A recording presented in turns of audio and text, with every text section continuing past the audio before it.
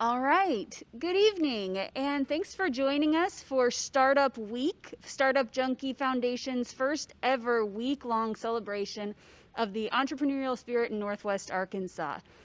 This evening's programming is a celebration of women and minority entrepreneurs in Northwest Arkansas. My name is Morgan Scholz, and I'm a business consultant with Startup Junkie Foundation, where our mission is to improve lives through empowering entrepreneurs and innovators in Northwest Arkansas. This evening, we've got a panel discussion with 4 incredible entrepreneurs from Northwest Arkansas from myriad industries. And to get things kicked off, I'll just, Angela, lucky you are the closest so you get to start. But if you guys would just tell me your name, your business, and we'll go from there. Hey everybody, my name is Angela Grayson, and I am the principal member and founder of a technology law firm called Precipice IP.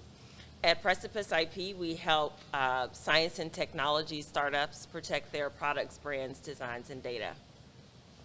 Nice. My name is Edwin Ortiz, and I am the founder and CEO of Luncher, and we make it easier for people to order lunch and get it delivered for free. And if you've joined Startup Junkie Foundation for any sort of webinar that involved a lunch and learn and you got free lunch delivered, that was Edwin. So thank you on behalf of many meals that I have enjoyed. Daymara? Daymara Baker, CEO and founder of Rockin Baker, a very unique non-profit bakery that we train, employ, and when possible, we place individuals with intellectual and developmental disabilities in the workplace. So we give them the purpose to be able to live a better life. Yeah, I'm Jessica Keahey. I am the big cheese at Sweet Freedom Cheese at the 8th Street Market in Bentonville. We're Arkansas's first cut-to-order cheese shop. Well, thank you all so much for joining us. And what I'd like to start off from hearing, and by the way, please frame this as a dialogue, so we don't have to just now you get 5 seconds to answer, you get 5 seconds to answer, but please feel free to, of course, respond, ask one another questions, and let's just have a conversation. But to kick it off, I would like to know what, Angela, we were at an event, and you mentioned that if someone wants to be an entrepreneur, they have to hear the climax of that Phil Collins song, I Can Feel It Calling in the Air Tonight.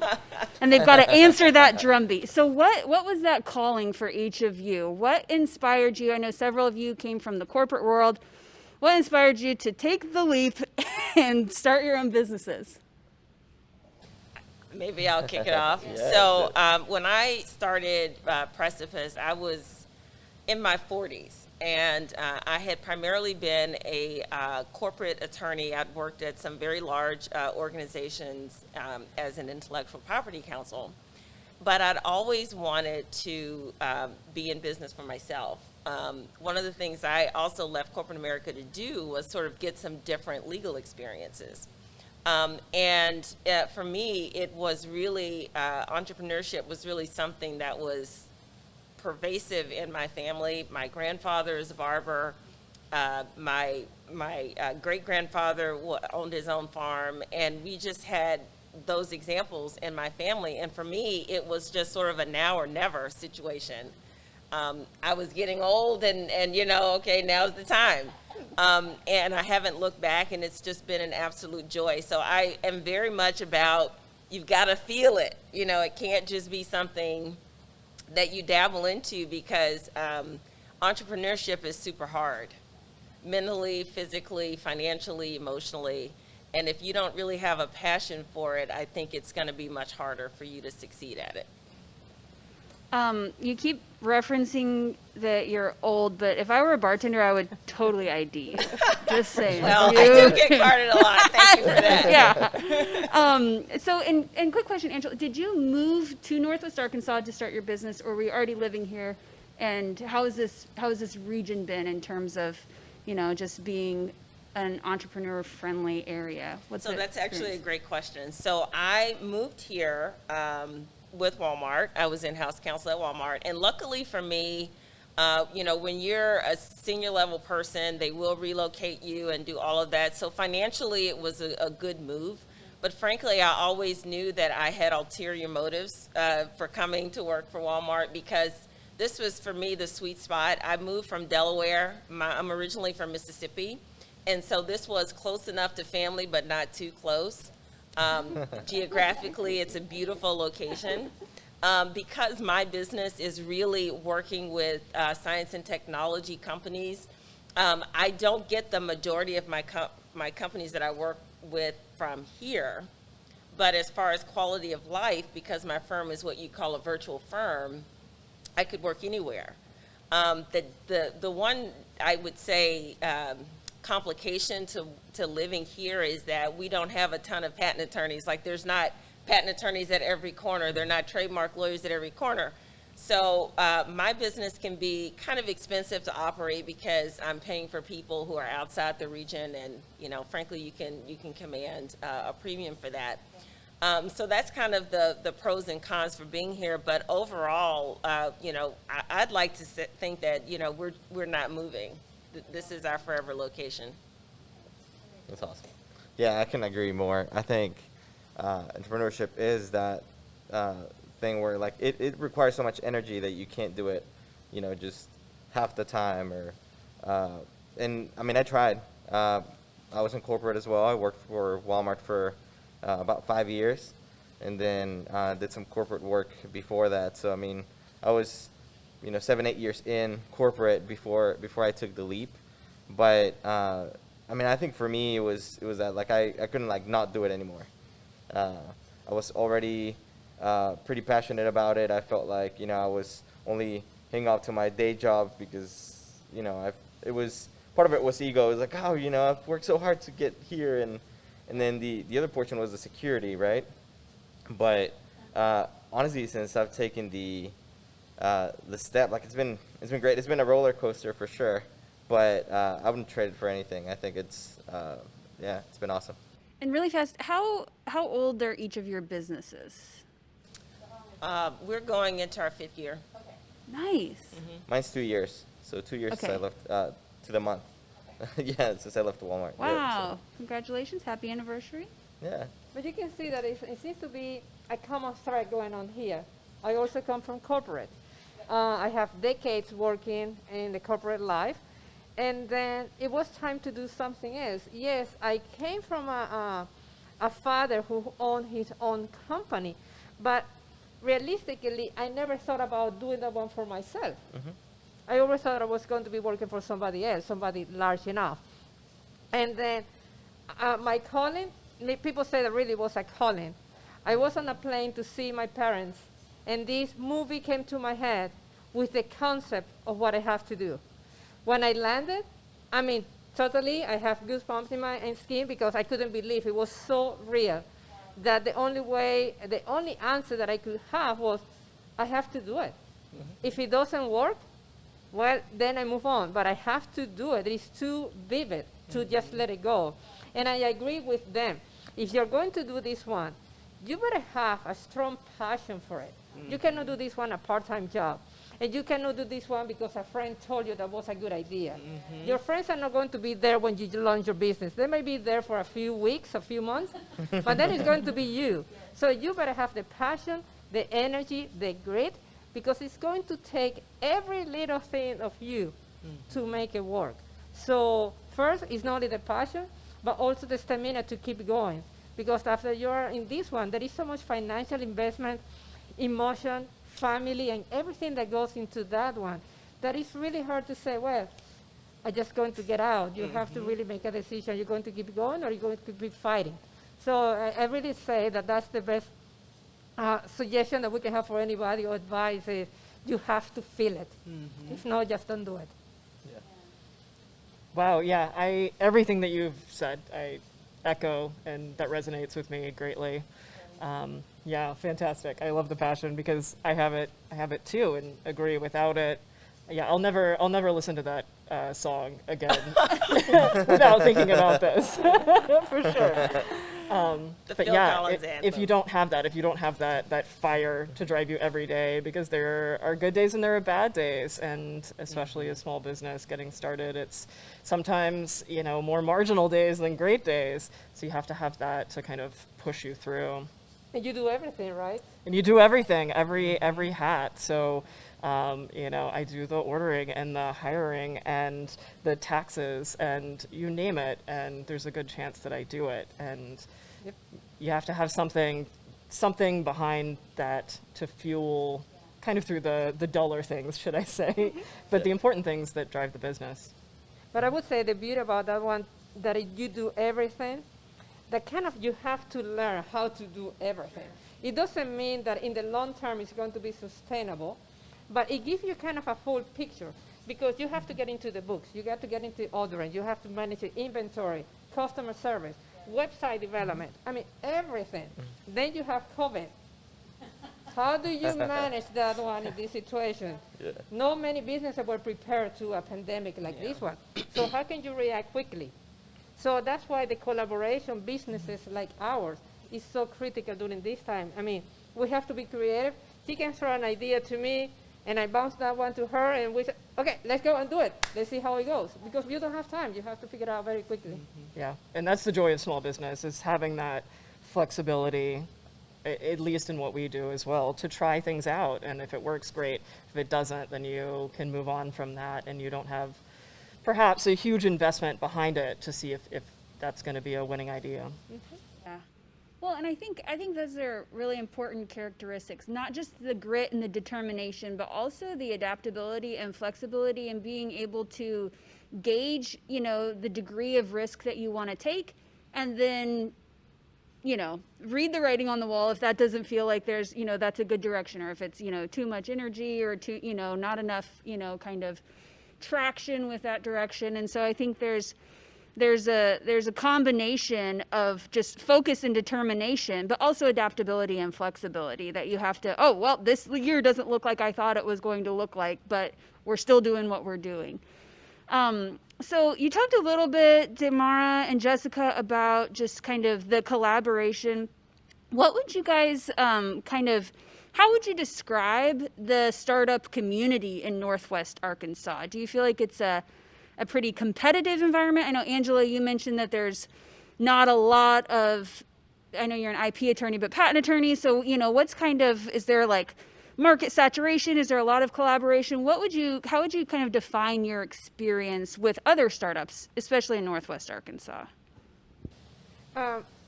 Well, I want to say that you as a business, or as a person who has a concept, an idea to launch a business, I would say the area offers a lot of resources, specifically free resources for any business who wants to, try to figure out if that's what they want to do. They can go to the university, they can come to Startup Junkie to get some feedback, advice. I mean, there's so many organizations to do that. And then those organizations, if you don't have the network, these organizations can also put you in contact with other businesses that business, alike, that you can partner with them and do kind of things. For example, with Jessica, even I forgot how we met. Since day one, Oof. before she opened her shop, we began already working together on trying to figure out things. She had classes in my place, and then when she opened, we always try to find things, synergy, especially that we're dealing bread and cheese. It's kind of a natural fitting if you think about it. But also we can figure out of the box. How can I partner with Edwin to do those free launches? So you can see even these type of events give you opportunity to meet other people. I don't know how much we can work together, but I bet we can figure it out. So I would say being out, the community has a lot of different businesses that independently of the area. Saturation, honestly, it doesn't matter. If you believe in your product, that's really what is going to make the difference. You can have 20 of them against you, but really it's what makes you different against those. So I don't think that the market is saturated. Sometimes I face the same challenges that you do, that I don't feel that the market was ripe for the type of product that we are producing, the volume that we needed to make it sustainable, but then you have to figure out how to make it work. Yeah, and I think a big portion of that is like, it feels that you have a lot of cheerleaders. Like, it doesn't feel that between small businesses and startups, like there's that animosity or that competition that could be unhealthy. Like I feel that everyone's cheering for you, and it feels that everyone is trying to do things to help you succeed. I mean, I've seen it with Angela. I mean, she's been my mentor for a long time, and we've partnered in different things. So I feel that and all that has been truly for that willingness and for that support of seeing you succeed. And I think that's something very unique here in Northwest Arkansas. I'd have to agree. I think that this is, and I want to give out a shout out to Startup Junkie. I think you guys are a big part of the creating a culture, a startup culture that is really more helpful. The free resources that you provide, the programming, the networking opportunities, in particular pre-COVID, were and are great for connecting people. My firm, we try to also do our program is not just about IP. We also try to create opportunities for people to have creative collisions. And I've seen people, at some of my events offer up solutions and help, and, synergies happen that way. So I do think also in terms of whether or not it's competitive, I think, if you're able to define your market in a way that is creative and gives you bandwidth, I don't think you're going to feel the crowding and the competitiveness, right? But if you're not clear about, who you're serving as a customer, I think you might probably feel some of that over competitiveness, if you will. So I think that's on you to go back and figure out who you are as a business and who you want to serve. And Yeah, for actually, sure.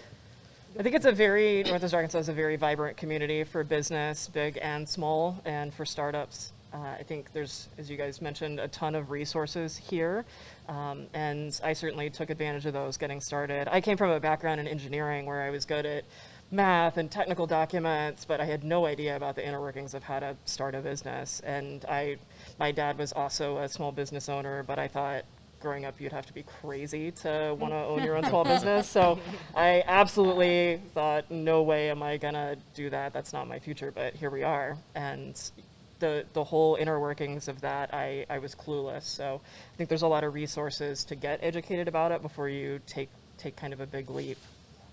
And I agree, Angela, too. We kind of had been told, if you really want to be successful in business, you have to build a better mousetrap, so to speak. But I think that helps. If you have a niche of something that you do that's unique, that's going to help quite possibly. But I think if you're standing behind your work as being something that's quality and you have the passion behind it, that's really the number one thing that's going to be the success. Yeah, and I think that's the key, right? Is like the passion, defining the why. Like, why are you doing what you're doing? And then starting from that, and then making sure that whatever you do kind of aligns to that why, because the how is going to change all the time. Like that's going to be, so you need to be super flexible on how you're going to get it done. But as long as you still stay true to the why, to the purpose of you doing a business. Okay, for me, Launcher was really about democratizing convenience. How do we give people an hour back? How do we make sure that people that may not have access to services that save them time now has access to it? And I know that things will change, and maybe the service that we provide will change, but the why of let's make access easier for people that don't have that today. I know that I'm gonna stay true to that. So. And I think the why, be so clear in the why is so critical, because you're going to have too many people giving you their opinion. And if you have your why, if you're very clear with your why, you can say, I can consider that idea, or no, that one is out, that doesn't fit within my why. My purpose is this. I'm not going to do this one because that's going to take me away from my why. So that's something that any business has to be very clear. Yes, you adapt, you modify your house, but if you're not clear with your why, that's when you get in trouble. Yep. Well, it sounds like, one kind of common denominator I've heard is that, it sounds like everyone has had some sort of entrepreneurial role model or example in your family or community that sort of not necessarily paved the way, but planted the idea or that you've seen sort of played out. And I'm curious just about, I guess, what example or what sort of I don't want to sound too dramatic and say what is your legacy, but what especially everyone here is a woman or minority entrepreneur, and so maybe what are you doing that you want to be remembered for? What are you sort of what is the change that you are being in the world that didn't exist before you were doing what you're doing? That was That's deep, great. but That's answer however you great. want. I think, I mean, we can say that we're still very young to be talking about legacy, but I don't believe that it's ever too late to leave a legacy. For example, in my case, I really want my legacy to be known as the person who gave opportunity to an underrepresented group of our society who didn't have a chance. And somebody who came up with a unique concept to make it possible, how to balance the commercialization of the business being a bakery with the nonprofit side of providing the training and deployment so that these people can gain the confidence to become really valuable members of the society. So at the end, if the bakery doesn't work out, let's say in a few years I cannot keep going, at least I can say, for the few years that I did it, I helped all of these people become who they are today. And I think that's nothing better than any other legacy that I can think of. I think for me, there's a couple of things. So I think on one side, I do want to be remembered for opening doors. I think especially as a minority and women founders. I don't think we need as much advice as we need access. I think that's key, and I want to be someone that gives access to those that need it. And I think more on the personal side, I think the person that you become when you put yourself in really hard things like starting a business, I think it's something that you can teach to your children. I have 2 daughters, and I think being able to teach them hard work and teach them, to follow their ideas and to persevere, things like that. I think that's going to be something that I want them to have and to live by. So, For me, maybe it's inclusive innovation. I've launched this program called Founder to Founder, and in part, it's a program based on some of the mistakes I've seen some of my startups make. But it's also geared toward women and people of color who may not be very well networked, who don't have strong networks to help them avoid some of the problems that I see. And, while I really enjoy what I do, servicing all sorts of clients, the why has sort of shifted a little bit because I really want to provide that access and that knowledge to Black and brown and women founders to help them build better businesses. And this is something that I obviously make no money from, but it's something that I'm in a position to, number one, get the knowledge, and I'm in a position to share the knowledge. And for me, I really want to leave the entrepreneurial space better than I found it, and that's kind of the way I feel like I can do it. Yeah, so mine feels much simpler. It's just cheese, really. It is more than that, but I definitely started the business because there was nobody really doing anything like it, and so it's kind of low-hanging fruit to say. I hope the legacy is that people in Northwest Arkansas are now introduced to great artisanal cheeses that they wouldn't have before. But having a business is so much more than that. It can't just be my motivation is money or my motivation is product. Otherwise, that's usually not going to work, or it's going to be something that's a bit soulless. And so, I just hope that we're remembered for our customer interactions and kind of creating relationships in kind of a time and age where we're moving away from having that face-to-face interaction, and things are kind of they're more online at this point. But a lot of our business is based on actually having a conversation with the customer about what they want and what they like. So kind of returning to that like corner store relationship, and then also just being known for taking care of our employees. I feel like that's something that is always on my mind. and is the number one priority whenever I'm kind of going about my day is not, me and the bottom line, but how do we take care of these great people? And then also like the collaborations that we have, because I think that high tides really do rise all boats, and I have to remind myself of that all the time, and how to do that with rising our business and keeping other businesses elevated too. Yeah. I love it. I'm so inspired by each of you. This is incredible.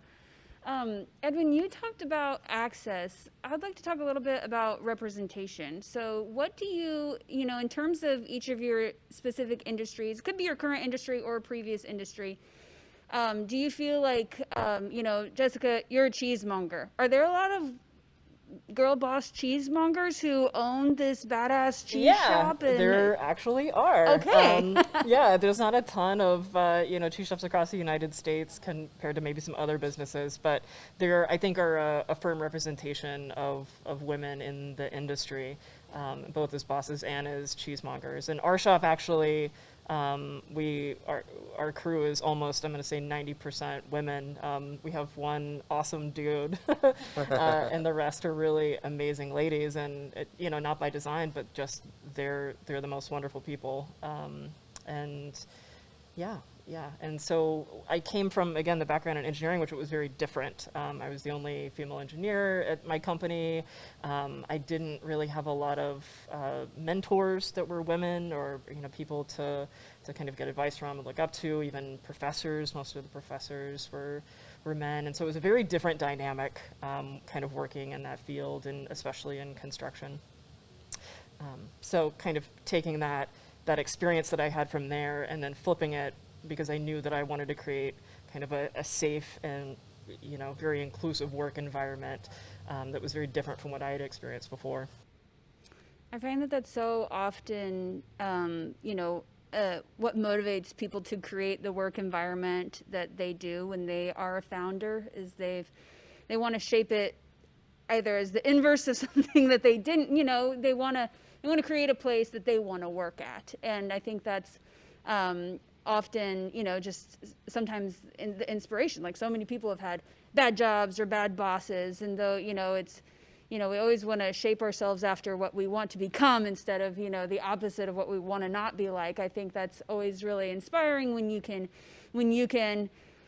be the change you want to see in the world, or create the space that you want to inhabit, and create, the environment that you wish you had been in, or, be that role model that you wish you had, that mentor, that, that minority industry leader, that woman business leader.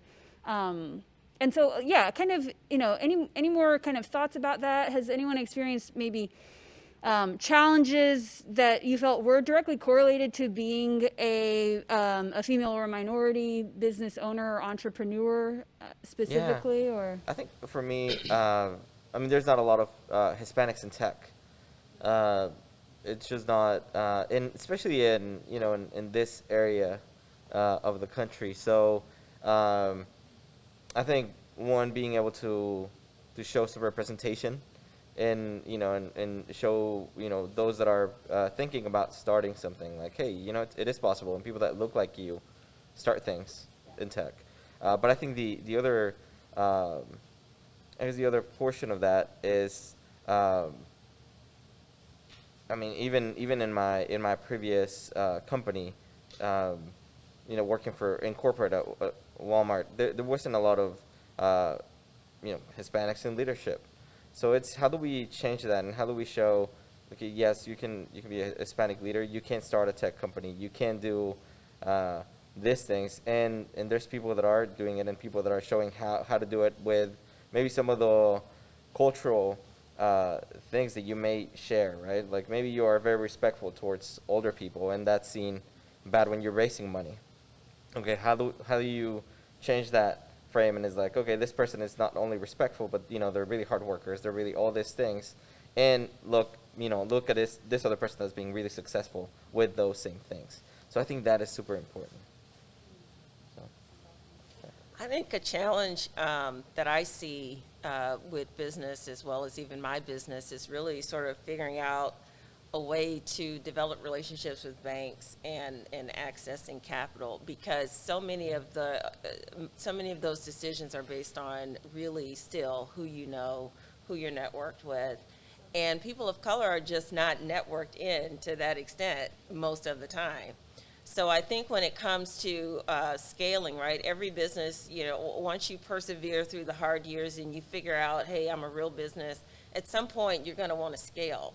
And if you don't have access to those resources, whether it's angel networks or traditional financing, I think that is still a big mystery, and it's still a big opportunity that we in this country, maybe even this region, need to figure out how to solve. I mean, there are programs like Kiva, and I think they're great, but if you are looking to raise larger dollar amounts, that's not going to be an option.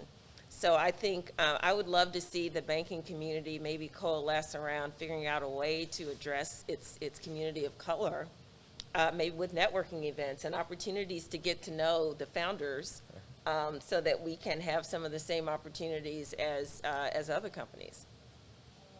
Can I just throw it down like that? Yeah, let's call to action. Call to action. Yes. And let's talk about that one, because I think that we also have to be asking the hard questions. On the way here, Jessica and I were talking about this, I don't know how to say, trade. But when a woman goes out raising capital for the business, we typically tend to be very black and white with our financials. We don't tend to overstate our forecast. We are very straightforward. That's a main difference. That's a huge gender difference. But when it comes down to capital raising, what it does to us, because traditionally, most of the money is going to the male counterpart that traditionally is also overstating their financials. So what happens to the business that a woman is trying to raise? Mm-hmm. She's going to be cut because she doesn't need that much, because my experience says that the numbers are always overstated. But that's not how we present the numbers. So what happens is that you're going to be shortcut in how much money you can raise because of a gender difference. So I think that we need to be addressing those underlying issues that we don't tend to talk about it, but it's a reality. Mm-hmm. How do we become aware of the differences? How do we think differently so that we can bring optimal solutions? Because we cannot treat everybody the same. So I think that by asking the right questions, we are going to get the right answers. I just did a webinar, which I haven't launched, with a woman who is part of an angel network here in the state, and she gave some crazy good jewels. So it's not just about how women present, it's also about, unfortunately, the unconscious bias of the male investors and kind of what they have already come prepackaged to think before they even get in that room with that woman. And a woman could say X, Y, and Z, but then if a man says X, Y, and Z, you don't go down this crazy rabbit hole. And ultimately, right, she says, ultimately they want to find a reason not to give you the money. And so I think there's just so much work that could be done on the capital side, both in helping women be better networked, better positioned to ask for money, and also with investors, seeing investing in communities of color is a good thing, figuring out some of the biases, some of the unconscious biases that people ultimately have. And I think it's really sort of impacting, to some extent, the ability of our businesses to grow and thrive. Mm-hmm. Absolutely. Well, if you are going to give yourself some advice when you started your business, what do you wish you had known? Or what resources maybe aren't there for the startup and entrepreneur community? Intentional networking, intentional access to capital for minorities and underrepresented groups, some work on dismantling implicit bias. Those are all things, we've talked about and heard just now, and I couldn't agree more. And so, yeah, I guess two-part question. Yeah, what would you tell yourself when you had started your company? What do you wish you had known? And then also, let's just add to that, what could we in Northwest Arkansas be doing better and be doing differently to support and equip and provide access to and for minority and women entrepreneurs. Maybe we should take those apart. Let's start with the first one, and then we'll come back. Well, joy can, I mean, it's almost like a joke, but if I have known this one 3-4 years ago when I started my business, I wish I had known that a woman in her 50s shouldn't start a bakery. No, you're going through menopause. It's a reality. So you're going to have these hot flashes and you're in front of a 500-degree oven. That was a bad idea. So if you're thinking about it, you better rethink it. Okay. So besides that part, I have to say that if I have known back then, maybe I should have asked myself the hardest question then. I jumped from corporate. It was totally crazy because I have this movie playing in my head. Corporate, no experience, even cleaning a table in a restaurant, to open a bakery. And it was just because I had this idea, this vision so clear that I have to get it done. I should have thought about that one differently.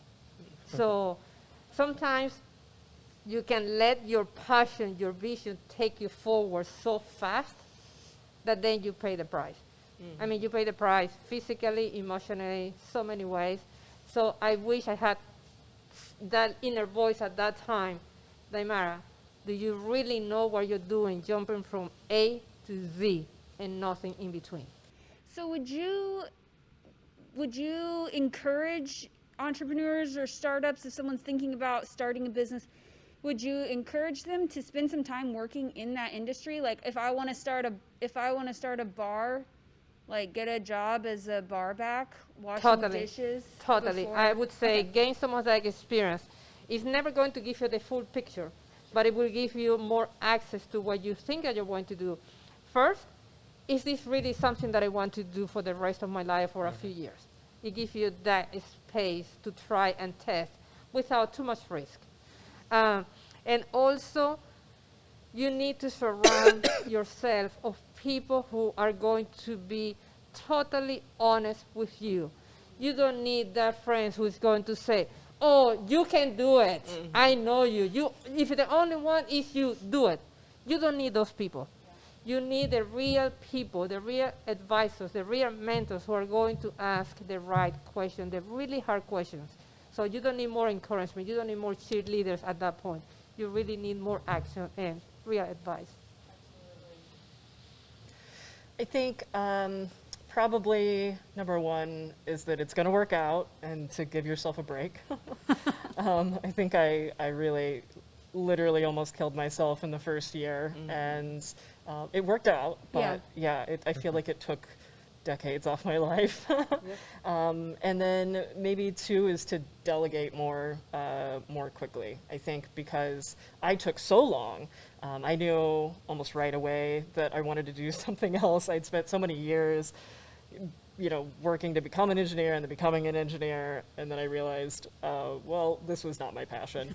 But I felt kind of stuck in it, like you were saying, Edwin, like it's part of the ego and just the time. You're like, wow, I've spent so much energy into this, and I was kind of brought up in a household where you got a good job and then you died doing it. And a lot of the people around me were the same way, and I think it's a very different life now here in 2020. It's not, it's just not plausible for most people to be in kind of that singular job. So I was very lucky to have it, but it was not the thing that made me want to get up in the morning for sure. So when I realized that I wanted to be in cheese and kind of figuring out how to develop that, I took a long time doing it. And so maybe I would tell myself, all of that was very valuable, but at some point you have to let go of the safety net. Like at some point you have to say, we're going to do this. So what was your A to Z, Jessica? Oh, it's a little how did you embarrassingly go long. from engineer to cheesemonger? Yeah. Was it similar to Daymara's process? Where It was not. Mine, Okay. I'm a problem solver, and I like to have very solid answers all the time and to know everything about everything before I feel like I can take a risk. I'm very risk adverse, very conservative in terms of risk. And so I knew that I didn't know anything about really cheese. I had maybe worked some odd jobs in the restaurant industry, but not enough that I felt really confident in owning a business or anything about business. So I took a bunch of classes from the University Small Business Center about business structure and insurance and legal things to kind of bone up on that. But then I realized at some point that I just didn't know enough about the cheese world. And so I knew I wanted to make the transition in 2012. I actually founded the company in 2013, and somewhere in between that, I had a pulmonary embolism and almost died. So kind of scaled it back a little bit, but knew that it was the thing that I wanted to do. And so I started slowly taking classes just everywhere. Of course, cheese making doesn't happen in Arkansas in terms of educational opportunities. And so I took my vacation time and went to Vermont and learned how to make cheese. And then at some point realized, you've got to just go out there and do it full time. So I actually, even from the time that I kind of transitioned out of my job, which was 2016, I was looking for property somewhere to rent or purchase in Northwest Arkansas and to kind of tie everything up with a bow, but still felt like I was inadequate, right? So it's that imposter syndrome where I'm like, I still don't know how to run a cheese shop. So I bought a van, and we have the Cheesemobile, and I had some friends that came along with me along the way, and then I just kind of went around the United States visiting cheese shops and cheesemakers and interviewing them, and then came back with all of these ideas. And it was great. It really crystallized everything that I wanted to do in terms of like the layout and some of the structure of what I didn't want to have. Yeah. Opposite spectrum. Yeah. I was gonna But say, that was overkill. Yeah, I mean, Yeah. it's so Totally interesting. overkill, I Very think. different approaches, but Yeah. you're still here, and you both have incredible, successful businesses.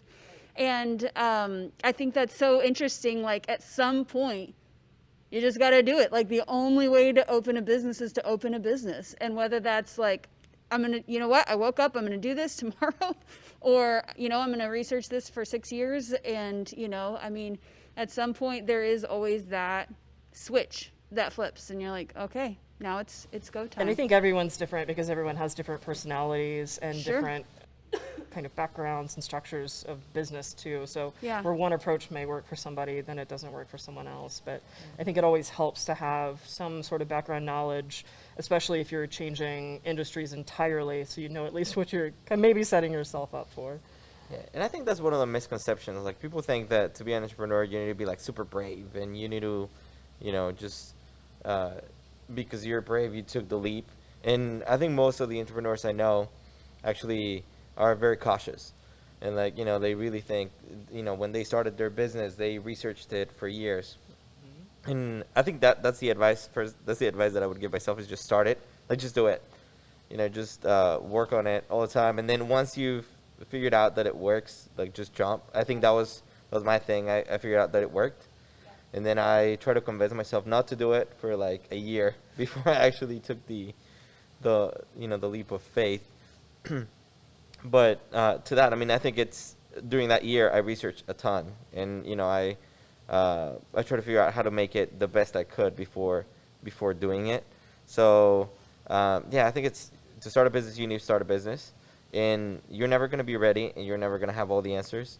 So being able to start it and then be able to talk to your customer as much as you can, and once you have something that it's working in terms of, at least in technology, if you have some sort of product, like how do you test it, get feedback, and get people to know about it as soon, at the same time that you're building, instead of just waiting to build for a couple of years and then you start letting people know.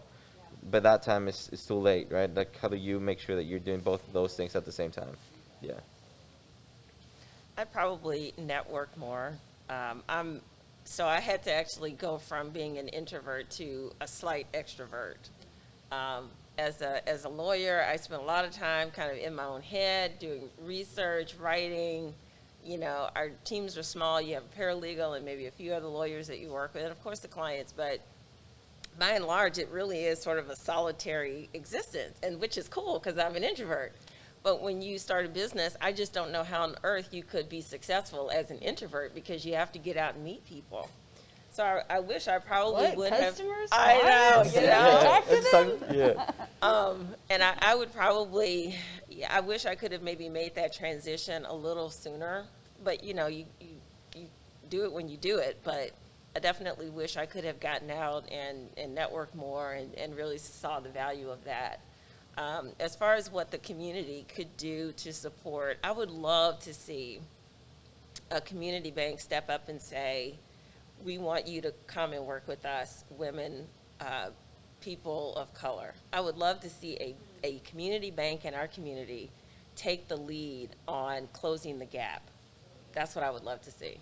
I mean, that is my challenge to Northwest Arkansas. I would say in our case, because we are training individual, we are training really a neurodiverse workforce. I would love the community and the local businesses to really give these talented kids an opportunity. That's really my dream. How do you take down all of the stereotypes about how a neurodiverse person behaves and think more about what are the talents and all the how to say the positive side that they can bring to your business and how they can change your culture if you begin to think differently. So I would say that we're going to become really truly diverse because it's going to be not only a matter of colors or gender or anything, age, but it's also about thinking and so many different things because, for example, when they go to an interview, they don't make eye contact. What is the first thing that you know? If you don't make eye contact, I cannot trust you, so you're down. That means just on the first step, they're totally out of the workforce. So how can we train local businesses and the community to see the value of them so that they can also reach their potential? So there's a gap, you're saying, between like the workforce training that you're doing and then how that translates to actual job placement. And you say that how do you see that gap being filled? By Well, whom? right now, it is filled because I am the one hiding them. I'm having a hard time even them get an interview. That's a huge gap that we need to close. I am too small to hire everyone. So how do we open that door so that I train them and they can move to other positions versus me having to try to hire everyone that comes to my bakery? Yeah. And how do business owners hire for inclusivity and understand that diversity is much more than skin color or, origin, and how do they understand and create inclusive workplaces and hire for, I always push people, don't hire for culture fit, hire for culture add. What do you not have in your workplace and in your culture, and hire for that deficit that you want to fill. That's a great philosophy because if you hire for cultural fit, you're just going to hire more people like you. Yep. I'm going to hire people who want to do what I do and talk about what I talk about. And That's right. Absolutely. And maybe not at all reflective of your customers or the customers you want to have.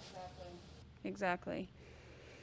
We do that with skills all the time. Like, what skill set do we need? We do that when we're looking at nonprofit boards. What kind of matrices do we need to fill? We need a lawyer. We need someone with banking. We need someone, with public service. But do we do that with our teams, with our culture? What do we not have, and what do we want to see? And what does diversity really look like? What does accessibility really look like? What does inclusivity really look like? And good. Okay, good. More challenges for Northwest Arkansas. What else can we as a community do to be a more supportive and inclusive and accessible entrepreneur community, especially for women and minority startups? Anything else? I'll do a plug there. So I think part of it is part of supporting your local ecosystem is like buy from people here, use our services here. I think a lot of times we're so used to like shopping in the same places and doing the same things that a lot of times we oversee, some of the amazing things that we have locally. Like we probably shouldn't have someone like Sweet Freedom, in this small town, but we do. And how do we take advantage of that? How do we not We do have not trouble to deserve get you. some. We do not deserve that, but no, that's part of it, right? It's like let's support our local ecosystem in any way you can. So you know, if you're an individual, shop from your local businesses. If you are an investor, look at doing investments here. You know, if same thing with banking. I think there's so many opportunities to contribute, and you're going to benefit from it. You know, if you're able to support local, you are going to get the benefit regardless of, you know, of where you are. So. And I love, because that's part of what you're doing, right? You're making it more accessible.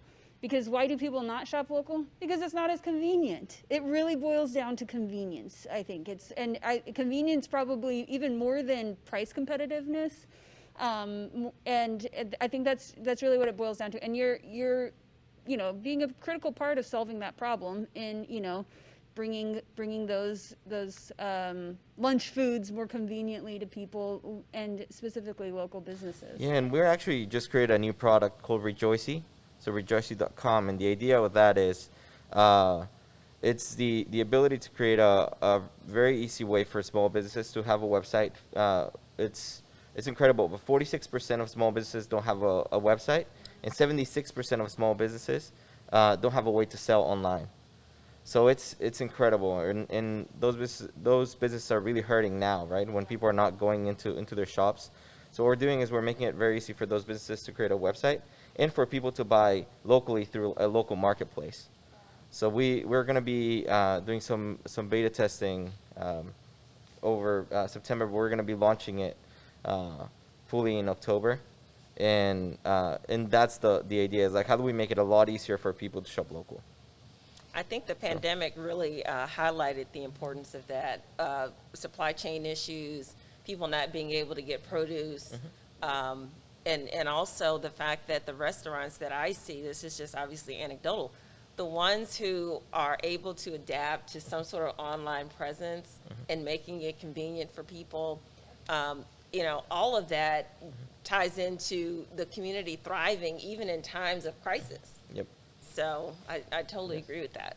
And I think that's going to be really critical now, because yes, we talk about the convenience and we talk about supporting local, and now that we're talking about restaurants, when COVID hit, we really have to reevaluate our business model, reimagine our clientele, and kind of bring out all the community and launch a new program. So what we did was, instead of closing the bakery, we decided to shift right away to producing artisan buns to be donated to food banks and the schools in our area.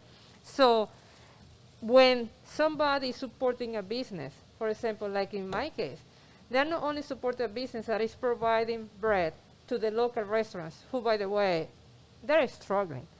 If you think about it, more than 50% of the business is now takeout. There is not a margin there. They're doing that one to stay afloat. They're not doing it to make any profit on it. So when the community is supporting them, it's really showing all the work that goes behind these businesses. So we have to think about it. Sometimes the convenience is great, but how much more important is supporting somebody in our community to make it through this pandemic. And for example, in our case, when we're providing this training to our cadets, they feel so proud of not only being able to produce a high quality product that is going to the finest restaurant in our area, or shops like Jessica, that she also resells her bread, but also how proud they feel about being able to make this one that is going to be helping somebody who cannot put a food on the table during this time. So, and we have to say, they're so excited. I know that it's kind of hard to be excited during this time, but they are. They're excited that this week we're going to be passing such a huge milestone. 100,000 artisan rolls that we have That's donated since we amazing. started. 100,000. You don't know. You have to see their eyes and how tall they stand when they're able to say, I can produce something so good that such a great restaurant can buy it, but at the same time, I can keep the same quality to help somebody who's struggling, having something to eat. That's amazing. Amazing. Kudos to you. Congratulations. Yeah, Congratulations. that's so cool. Yeah. Yeah, I think, what you guys have said, I mean, COVID's not over, obviously, and so that's really changed the landscape of business, I think, forever. And I think we're all kind of still figuring it out. Some people are maybe further along on the curve, but I think the aspect of being online is pretty critical. And so we move towards that as well. But I think, again, you have all the hats, but I'm not a website designer. So I think just kind of learning where your limitations are too. Where are the things that you can do, that you can be involved in, and always maybe have your finger on the pulse as a business owner of what's happening there, but also knowing your limitations, that maybe you should hand it over to someone else or a professional to kind of help you get to that hump. Not so much just for convenience now, but maybe the critical aspect of your business staying alive through this crisis, because when it's over eventually, hopefully, right, things are going to be changed for the permanent, I think. We just kind of need to, in our best crystal ball, figure out what that's going to look like. Lots of questions, lots of answers, lots of experiences that you shared, and challenges that you've given to us as your Northwest Arkansas community. I just want to thank you all. I feel very lucky to know you, and we are very lucky as a region to have such not just inspiring and dedicated and innovative business owners, but also accessible. So thank you for sharing your stories. Thank you for sharing your experiences, and for for being your own why, and for solving real problems and asking real questions that are part of solving problems for future generations, and for the next set of startups and the next set of entrepreneurs. So thank you all so much. Thank you for joining us this Wednesday for Startup Junkie Foundation's first Startup Week. If you did purchase a week-long ticket or a Wednesday night ticket and you're enjoying a wine and cheese and bread box, you can thank Daymara and Jessica for providing that. You guys are delivering, I think, like every other night of the week. So if you purchased, if you purchase week-long tickets, some of that's going to be brought to you by Edwin. And again, just thank you so much for joining us. And support your local businesses, and stay connected with the startups and entrepreneurs in your Northwest Arkansas community. Thank you.